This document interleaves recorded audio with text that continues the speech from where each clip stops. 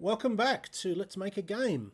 In this episode, I would like to review the gamebook Battle Road, which I downloaded for free from the archive.org gamebook collection. I have discussed that collection in a previous video, but I will also link to it in the description of this video. Battle Road is from 1986, and it is the first in a series of gamebooks based on the Car Wars board game and later materials by Steve Jackson. By a weird coincidence, there are two prominent Steve Jacksons in the world of role-playing games and related material. There's one in England who was the co-founder of Games Workshop, and there's another one in America who owns Steve Jackson Games, which made probably GURPS, the tabletop role-playing game, is probably their most famous product, or maybe the Illuminati card game. This is the American one. He also wrote this game book, and it is illustrated on the cover by Larry Elmore, who's a famous artist for Dungeons and Dragons mostly, although this the illustration on the cover isn't really in his usual style. It didn't leap out at me as being sort of Larry Elmore-like. And it's fine, but it's not distinctive. The interior illustrations are by someone else, and they're not particularly good. They're quite sketchy. So a word about Car Wars. Car Wars was originally a board game. There was at least one tabletop role-playing spin-off. It is set in a world basically like Mad Max. I assume that the name Car Wars is a riff on Star Wars, but it has absolutely nothing to do with Star Wars. Yeah, it's a less collapsed Mad Max. So what I mean by that is, in Mad Max, every town is a sort of separate walled city, ruled usually by a sort of mad biker in leather and a mohawk or something. And most people are sort of nomadic tribes who are all hostile to each other. In Car Wars, there is a United States, although quite a lot of states have seceded. This is set in it starts in the Republic of Louisiana and goes to a neighboring republic. And there's a lot of sort of banditry, and there's a lot of gangs on the road and stuff, but there's still sort of a government and a functioning society. It's slightly contradictory because there's options like, oh, do you want to stop at a truck stop? And if there's sort of psychotic biker gangs on the road, how are truck stops surviving? How do they survive from being... What do they do when one of these crazy biker gangs comes along? Well, anyway, there are truck stops. So it's a sort of weird mix of sort of the modern, or the United States as it was in the 1980s, projected into the future, and then a sort of Mad Max type world where people are kind of battling with cars and motorbikes, I suppose. There's a funny bit of anachronism in the book. They're using CB radios, and in the 70s, a lot of people were interested in the slang of truckers, like the way they said 10-4 and who's got their ears on, meaning who's got their radio, who's got their CB on, calling the police smoky and stuff like this. And that was kind of considered quite cool.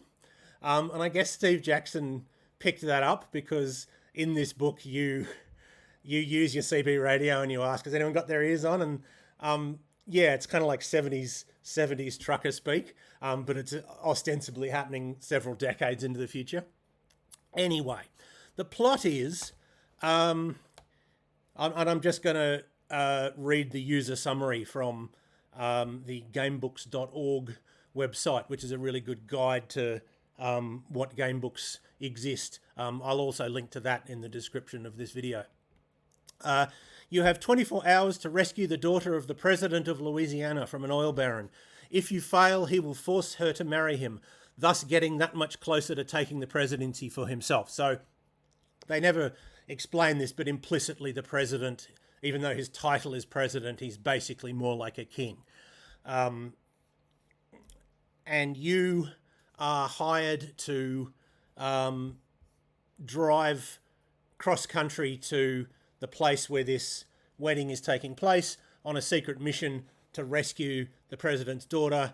And it's understood that if you don't get there in time, they'll marry and he'll have a claim to the throne. And if you do get there in time and rescue her, then the plot will fail. No one seems to consider, well, why wouldn't the governments involved just lie? In other words, if this oil baron forces the president's daughter to marry him, why wouldn't the government just say, no, she didn't, that didn't happen?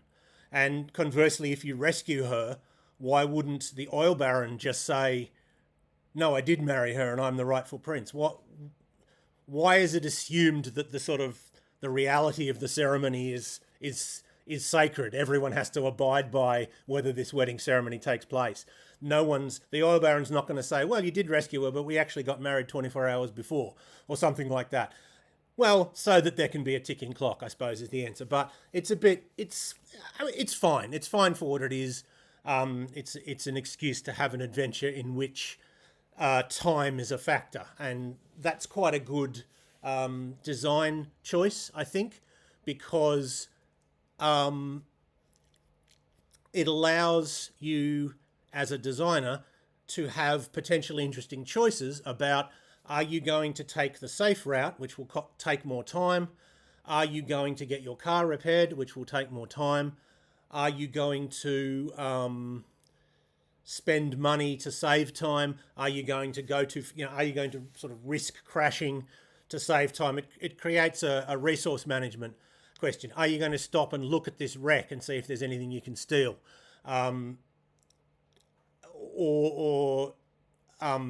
But if you do slow down, it might take you half an hour to sort of, extract stuff. So it's a good decision, but it sort of leads to, there are some choices in the book that don't quite make sense in terms of this mission. Like, as I said before, you've got this option of, do you want to stop at a truck stop? And apart from how are there truck stops in this world, why the hell would you want to stop at a truck stop if you're on a mission where time is critical? Why wouldn't you take food with you and eat that on the way and sleep in the car? Of course I don't want to stop at a truck stop. What a weird choice. But in the context of a game book, I didn't actually choose to stop at the truck stop. But in the context of a game book, well, if you stop at the truck stop, there's going to be some sort of encounter and perhaps you'll get an item and you'll need that item later in the game. But in terms of the fictional world, it doesn't make any sense that you would stop at a truck stop. And similarly, it's like, well, do I really want to slow down and investigate this wreck? No, I'm on a mission where time is of the essence. I know that sort of the meta knowledge is that in a game book, you have to stop and look at things because there's going to be items along the way that you need in order to complete your mission, but it conflicts with the fiction of the game. It would make more sense if you were sort of a wandering scavenger to say, well, yeah, maybe I will stop and look at this wreck. It's not to do with I have all the time in the world. I'm just trying to survive. And the risk reward thing is, well, if I stop, I'll be out on my car, and what if a psychotic gang of bikers come along, or what if, whatever. What if the truck catches on fire, or what if there's someone in the truck who thinks I'm trying to, rob him, which of course I suppose I am, and so on and so on. But given the stated mission, it seems a bit weird that you act like a wandering scavenger when you're explicitly said to be not. No, you're on a mission. You're going to, you have to get to this ranch by 1 p.m. to stop the wedding. Having said that, the encounters are pretty interesting. You know, there's pretty good stuff to happen. This world doesn't have any supernatural elements or mutants. It's not. There was a nuclear war in the history in this, you know, the fictional history of this setting. It doesn't say so in this book, but apparently that was the case. But it was sort of limited, and that's part of why everything's kind of. That's part of why everything was sort of breaking down. So it was sort of a big disaster, but it wasn't like the government collapses completely. Seems to be the idea. The system. Sorry, yeah, okay. So I got off. I forgot why I was saying that. In a lot of 80s material about nuclear war, they said, well, radiation causes mutations, right? And so mutations are sort of mutations became an excuse. Well, we can have a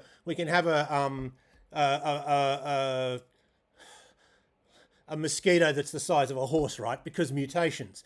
It's a sort of it's essentially magic, right? And it allows the world to be as weird as you want. You can have human mutants that are sort of, you know, kangaroo-like or whatever. And there are a lot of games that go down that route, and that is Gamma World is the one that sort of leaps to mind, I suppose.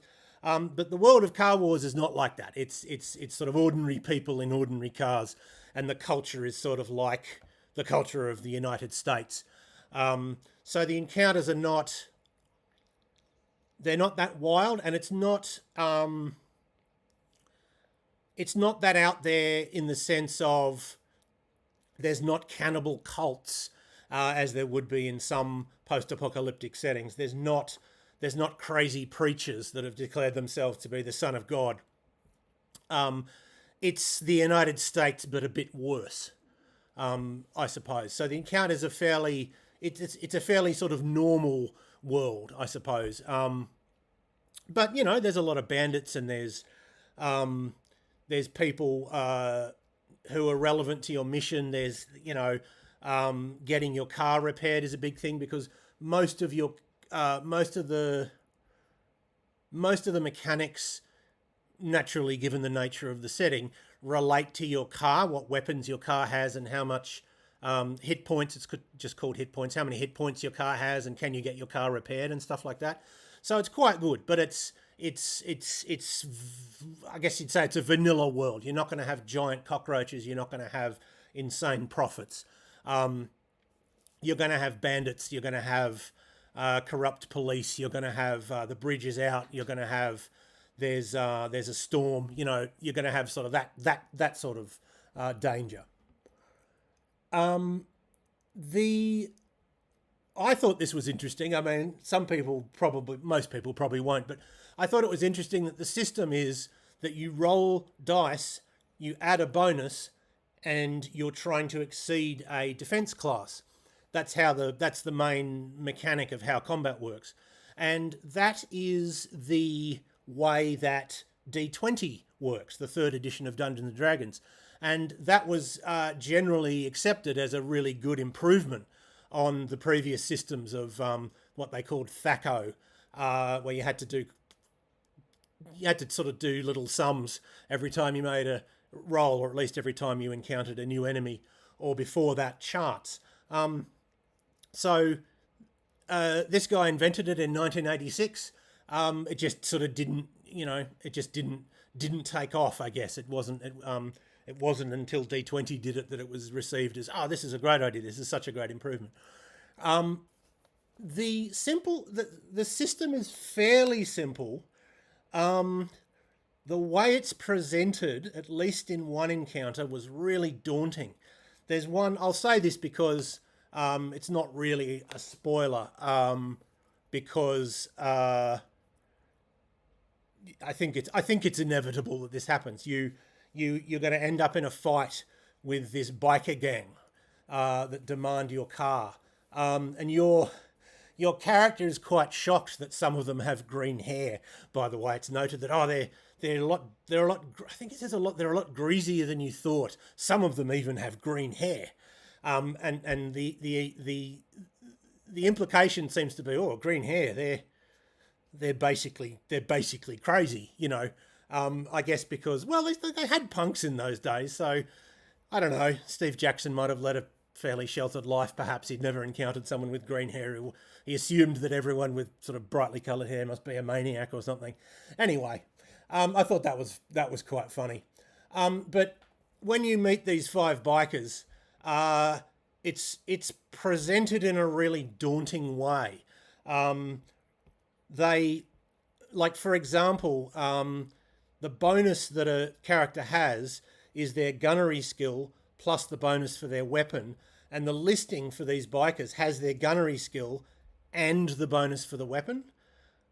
Where they could have just said, add this much for their weapon. They could have put those two things into one, but you're expected to do it yourself. Also, the weapon bonus is 0. So it's like, well, okay, I need to look at all these 5 and realize, I don't need to use any of these skills. There's a lot of, it's kind of quite, it would have been a lot better, I think, to present the stats in a sort of abbreviated form and just say, when you face an enemy, it'll just have these two things put together rather than giving you the two things separately.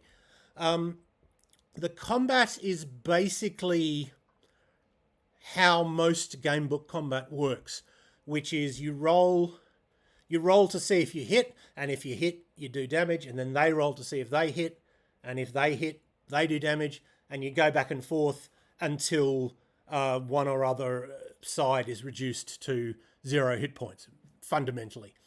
And I don't think that was the best system for what is presumably meant to represent sort of high-speed car chases.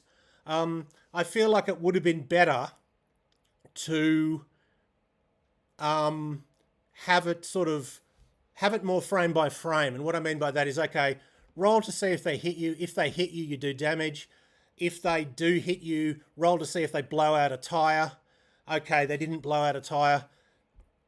Okay, now you roll to see if you can make it round this sharp corner. Yeah, you made it. Okay, you get away. That feels more like it would fit the fiction better, rather than I roll, you roll, I roll. I mean, obviously I'm rolling both times, but I roll for me, I roll for them, I roll for me, I roll for them. It feels like it feels more like sort of boxers fighting each other. It feels like more like people sort of slowly wearing each other down, or maybe it's heavily armored knights kind of swinging at each other. It sort of makes sense in fantasy because maybe you are kind of heavily armored knights swinging at each other, or at least you're some sort of, you know, you're not speeding along a highway at 100 miles an hour. So I feel like he just kind of went with what was standard for game books and didn't necessarily think about, well, what's gonna fit this world the best. The character creation I actually found kind of interesting because you have 5 skills or 5 stats, I suppose, and you divide 10 points between them, and so you can have sort of fairly different characters, and that's about where I want a game book to be. I want to be able to go, well, I want to be able to make a guy that's a bit different to the other guy that I made, but I don't want a full role-playing game system. It feels a bit complicated. So I like having the different skills, but I feel like it got a bit complex when it came to defining the car, and it got a bit the combat got a bit, doesn't feel like what the fiction's meant to be. There is a fighting fantasy book in a similar world, although it's more broken down. It's more like the Mad Max world, I guess. I think it's called Freeway Fighter, and in that your card just has sort of armor and a general sort of how likely you are to hit things rating. It has like the equivalent of skill and stamina, basically, but for the car. And that's sort of more like what I don't know, that fit a bit better, I think. Maybe have sort of armor and weapons and like how well the car handles or something like that. Maybe have a few choices about which car you can get. You don't have a choice of which car you can get. You start with one particular car. You do have some options to buy new ones along the way, but I feel like I would have liked the cars to be simpler, and I think it would have been better if you have a choice of which car you get, because if you're playing this game, right, you're a 12-year-old boy in the 1980s, probably, and you think cars are cool, right? I assume you think that Lamborghinis are amazing and your life would be complete if you had a Lamborghini, and you think racing cars are great, and you want to think about which cool car you want to buy, I assume, right? And so I was never super into cars, but I did like Car Wars, I wasn't into cars, so I'm an exception, but I assume the sort of target audience, most of them are somewhat enthusiastic about cars and kind of like thinking about, oh, this car handles well and it's safe, but it's a bit slow, and whereas this car is something else. I would have liked to have had a choice of which car to use, and it didn't give you one immediately, and there's a bit too much detail for what it is, because you're really just rolling to hit and rolling damage. And you have 4 different weapons, and you have to keep track of the damage, and each weapon has its own hit points, and its own combat bonus, and its own direction. So there's particular circumstances where you can only use your rear firing weapon, and so on. And it's sort of a weird, the complexity's in the wrong place. I would like to have maybe the combat scaled back a bit, and other things that cars do scaled up a bit, like as an example, I know that there's such a thing as wet weather tyres. And if you had an option of, well, do you want to get the wet weather tyres, or do you want to get these tyres that are going to allow you to go quicker, but they're a lot less safe? And I would like to have options like that. Are you going to have an engine that is really fast but burns fuel really quickly? Those sort of choices I think would make for more interesting choices. I think there's a lot of stuff you can do with cars other than just, and because it's, because of what it is, you do need to have what weapons you have and how well your car holds up to damage. But I feel like they could have, cut the complexity of that down, and then had other options to do with handling and sort of acceleration and stuff like that. This one's going to be particularly good if you need to get away quickly, but its top speed isn't so great, etc., etc. So I've been whinging about it. I've been complaining about the things I didn't like. I've probably made it sound like it's worse than it is. It was actually quite good. I played it through to the end. I didn't get bored and give up. I feel like I'd probably look at another game book before I go back to this one, or look at another one in the series. It's not badly written. The writing doesn't sort of stick out as being really, really well written, but it's fine. It makes, it's easy to understand what's going on, and I think that's really the bar in a game book. Can I understand what's happening? Does it describe what's happening in a clear way? Do I know where everything is? Do I know whether the cars are behind me or ahead of me? Do I know whether these guys are on my side or not? And I always knew that. There was one problem with the paragraphs. I went to a paragraph where it said, I went to a paragraph where there wasn't any way for me to proceed.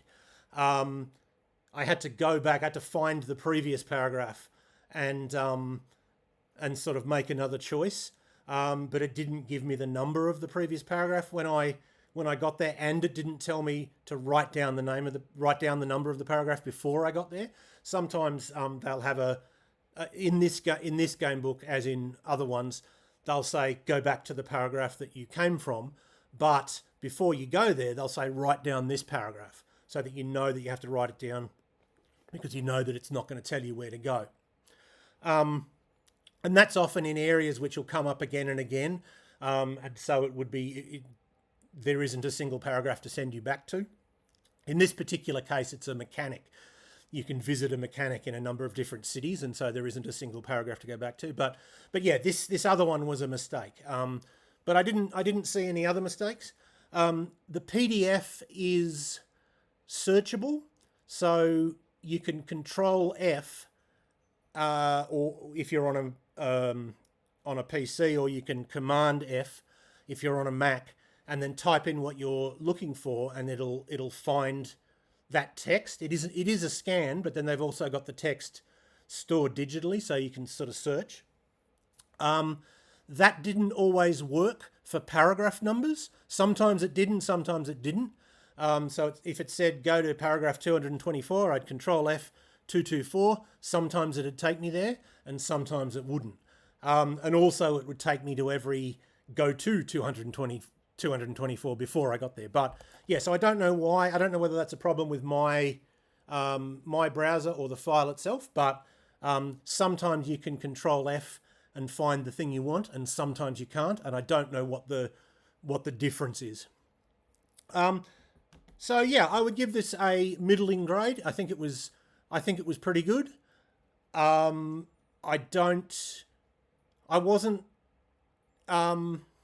didn't like it as much as I remember liking this series in the 80s. I don't think this one was the one that I played. I played another, I think, a Car Wars game book, or at least one set in a very similar setting, if not. And I remember liking that one better than I liked this one. Which is fair enough, because I was more the age for game books when I was young. But yeah, this one's pretty good. It's got some ideas. I would prefer a weirder post-apocalyptic America, I suppose. If we're not going to have giant bats, I would at least like to have cannibal cults and mad preachers. I think I would find that more interesting. But that's a personal taste. This is more like sort of what if demolition derbies happened all the time? It's like it's America, but it's a bit weirder, and it's a bit scungier and more violent. And the Louisiana is a separate republic and its president is a king, sort of thing, rather than this area is ruled by a mad prophet who thinks he's the brother of Jesus Christ and eats people. And I would prefer the latter, but that's just a personal thing. I ended up dying. I ended up losing a control roll, which is the rolls that you make to see if you can see if you can take tight corners and stuff like that. And the penalty for losing this particular control roll was to blow up in a fireball and lose the game. So it's reasonably difficult, which is good. But I got through a fairly long amount of the game before I died, and that's usually what I want from a game book. I don't want it to be crushingly difficult so that I just keep going through the same bit again and again and dying. But I also don't really want to get through it the first time. I want it to be a bit hard. I want to maybe die 3 or 4 times before I get through it, so that there's a certain amount of replay value. And I would also like options for a different kind of character, so that once you get through it, you can try it with a different kind of character. And again, there's replay value. And there was a little bit of that because of the different skills that you have. But I would have liked more. I would have liked more options when it came to the cars, but maybe not more complexity, maybe the same amount of complexity or less, because I don't think I'm not so much against complexity, but I think complexity has to be justified by giving you more options, and this was more like complexity without more options, and that I think is sort of bad complexity, I think. So yeah, a solid, I guess I'm going to give it a solid C+. Check it out, and if people are interested, I will look at other game books on the archive.org gamebook collection, and I will link to that again in the video if you didn't see the video that I did about the archive. So I hope that was useful or interesting to at least some of you, and I hope you will tune in next time.